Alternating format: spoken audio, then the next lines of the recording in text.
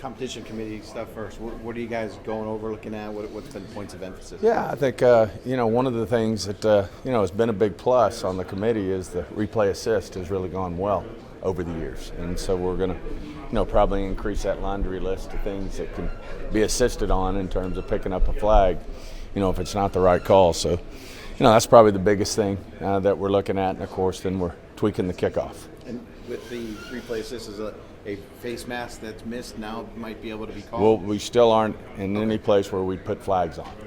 It's only if you get it wrong. So the one everybody points to, the Sam Darnold one, right. That still wouldn't be changed. Okay. I mean, no flag, no penalty. And with the kickoff rule, what are you looking to tweak on that? I think in general, we're obviously just starting our year out here, our new year out. But, I think in general, I think there's a big push probably to move the ball to the 35 on a touchback, which will obviously increase the number of plays. The injury data was really outstanding. I think we got it back down to where it's like a scrimmage play, which was the goal in terms of the injury rate. So all that's a plus. And then with the onside kick, are you looking at different ways to? Yeah, we'd like to get that better. I mean, the percentage up, you don't want it to go up too much. I mean, the teams who win the game and put themselves in that position, to have the game in hand, you don't want that to go up too high, but it has dropped to a percentage that you'd like to have some shot at it. Any conversations around hip drop tackles and how you feel like that penalty has progressed since last year? I just think it's really been effective. Having that in place, having it to where it can be fined. I think the players understand it. That it can, just like Tony Pollard with us was injured. These guys realize that type of technique can hurt a player, and 99.9% of the players in this league don't want that. They understand it's their livelihood, and I think us putting it in place has been effective, and we've reduced the number of hip drop tackles and the number of injuries. Cowboy related, what's the first month of the Brian Schottenheimer era been like for you? It's been outstanding. I mean, Brian's done a great job. I think he did a great job with the staff. He's very diligent, and how we went about it. He led that process, and Jerry and I were able to sit in, especially the coordinator interviews. But I think he was very detailed, went very extensive. I don't think he had preconceived ideas. He let the best guys, get the jobs. And other than the guys we kept internally and that we held on to, it was wide open when he started the process and would pick the best guy. And your staff is here the whole week. Is that as much learning new schemes or getting a bond between all sides of the ball? Well, I think all the above. I mean, they're going to be working together and then also looking at players. I mean, this is important, for us to get to know them even better, the new guys, Will and his staff, and Jerry and myself, working with Coach Schottenheimer and his staff, I think is really important. You guys have emphasized a mix of continuity and change on the staff when Brian runs this combine now for the first time as a head coach in terms of evaluating and looking for what you guys want. What do you make of that process so far, and how do you feel like everybody is in terms of being on the same page? Well, I think it's really good. At the end of the day, one of the things we love about Coach Schottenheimer, and of course Mike McCarthy was too, he's a great communicator. And the most important thing, from a personnel standpoint for Jerry and I and Will, is to understand what type of players, they're looking for that can make them successful in their particular system. So, that's the utmost importance, and big reason why all of them are here is we want to understand, what type of players, fit best theoretically in their scheme, and what we're looking for when we get ready to draft this spring. So, that's the most important thing. But at the end of the day, as long as we can have that communication and understand what we're looking for, I think we can continue to have successful drafts, and I have no doubt that'll happen. Do you want to get Micah done sooner rather than later? You got CD done in August, you got Dak done right before the season started.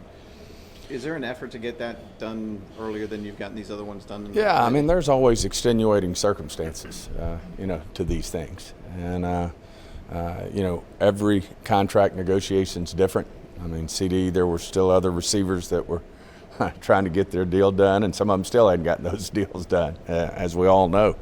Dak's deal was, we were working on that, and Dak was in and didn't really affect anything in terms of, what we were doing. He was practicing every day and working hard, and as you know, he's not distracted by things like that. So, the CD deal was just different, and we'll just see how Micah's deal goes. I don't necessarily know that there's a lot of, extenuating situations out there that would precede us from being able to get our hands around something with Micah, but we'll see. When he says he'd like to see you guys be aggressive, do you and Jerry hear that, like in how you attack free agency and looking to add players?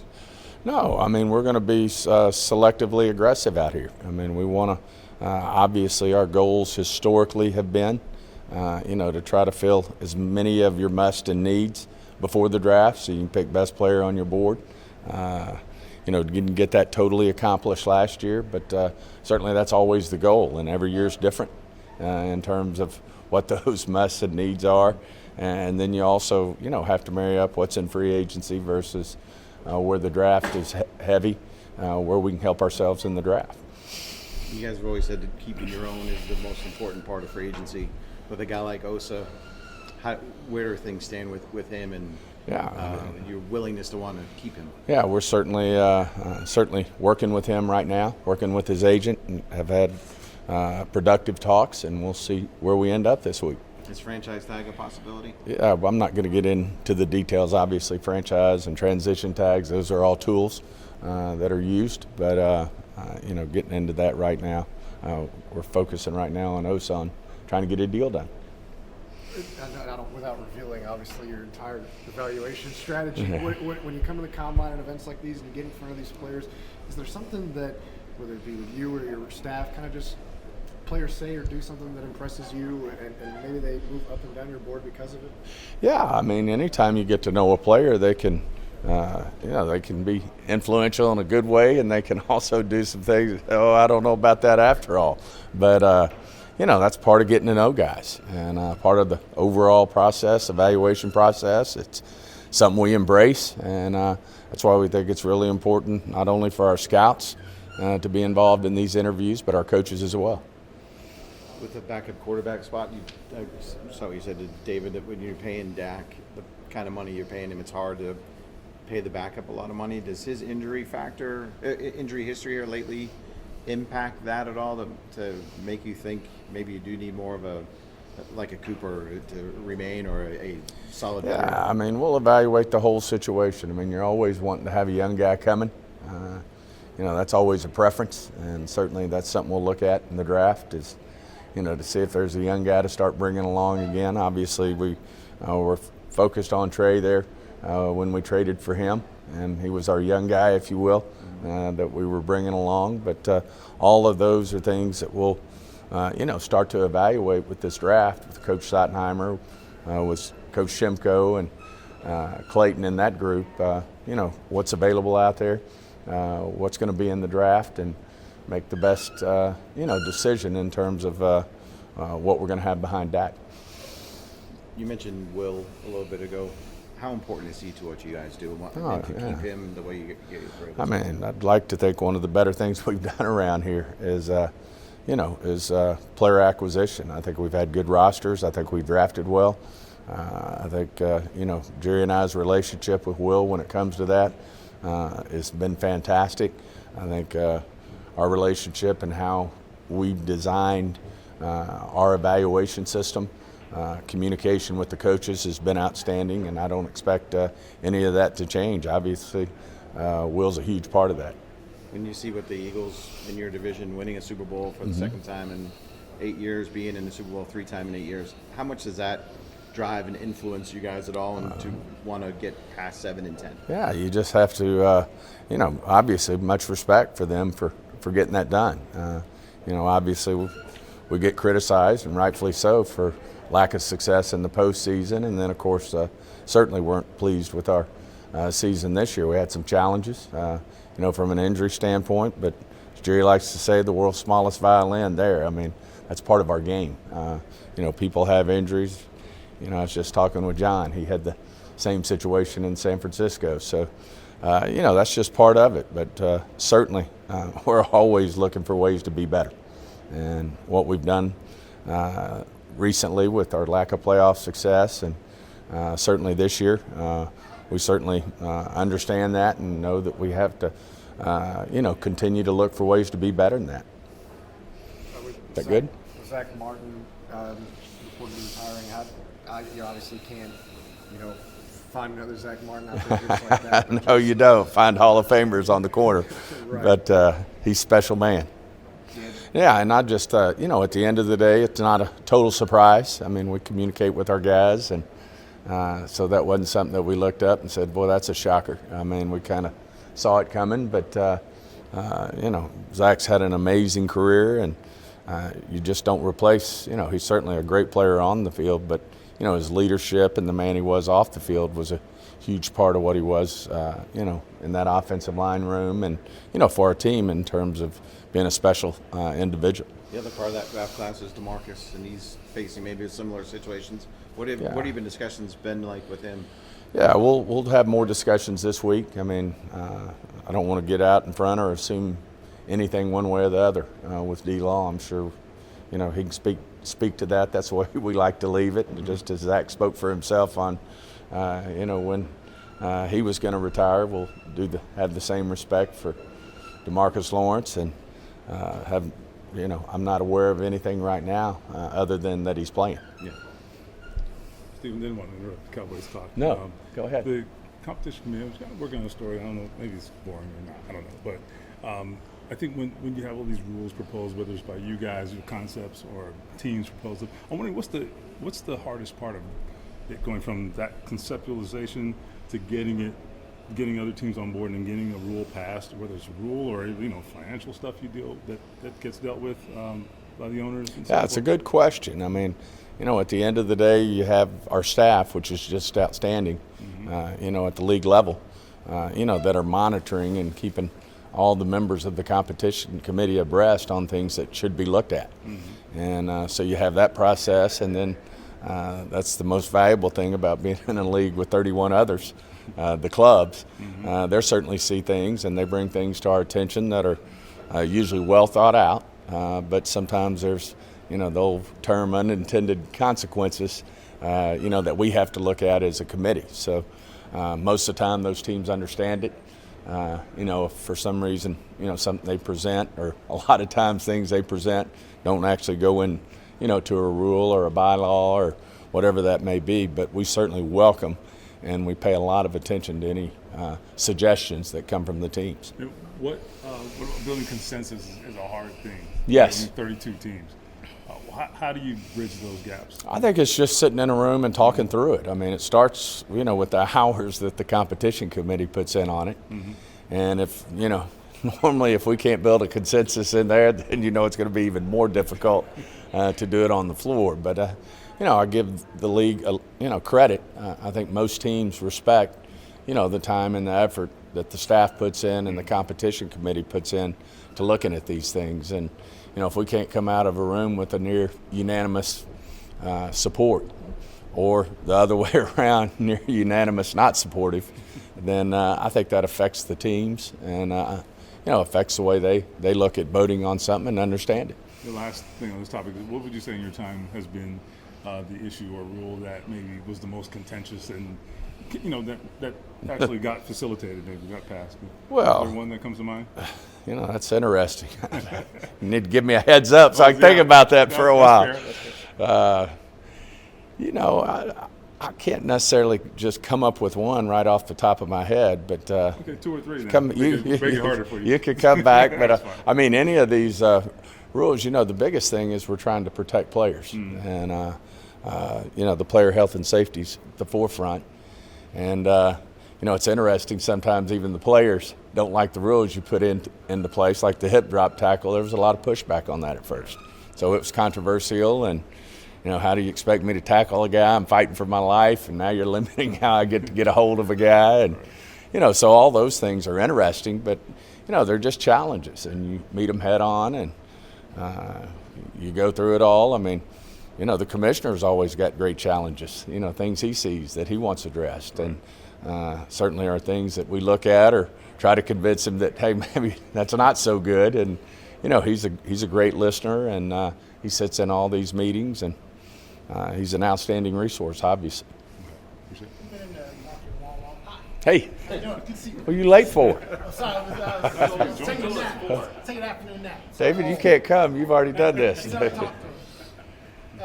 been in the Dallas market a long time. When you see what's happening to the Mavericks and their fan base, what's your reaction to stuff like that? We have to worry about the Cowboys. I mean, I have nothing but respect for the Mavericks and what Mark's done, and now the Adelsons, nothing but respect. And it'd be unfair for me to make any comment about someone else's business and, what they're doing. We've got our hands full with our own, and certainly we've got a lot of wood to chop and work to do here. And but nothing but respect for that franchise and what they've accomplished. You see the fans your fans get a little upset too.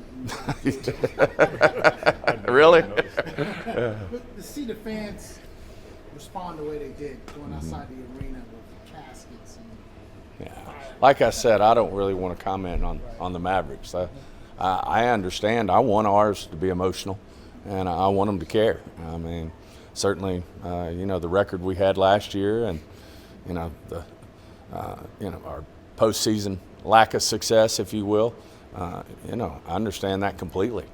I want them to be emotional about that, and we have to be better. And we're always looking for ways to improve our team and, how to take the next step. I mean, certainly, we've been through a lot this offseason already with Coach Schottenheimer and him hiring the staff, and now our preparation for, the personnel side of things as we come up here to the Combine. Obviously, it's a place where everybody meets with all the representatives of the potential free agents. So a lot of work going on right now, but something we embrace. And, we just want to bring that success in the postseason and ultimately a championship to our fan base. They deserve it, and certainly deserve to, be critical and emotional about it.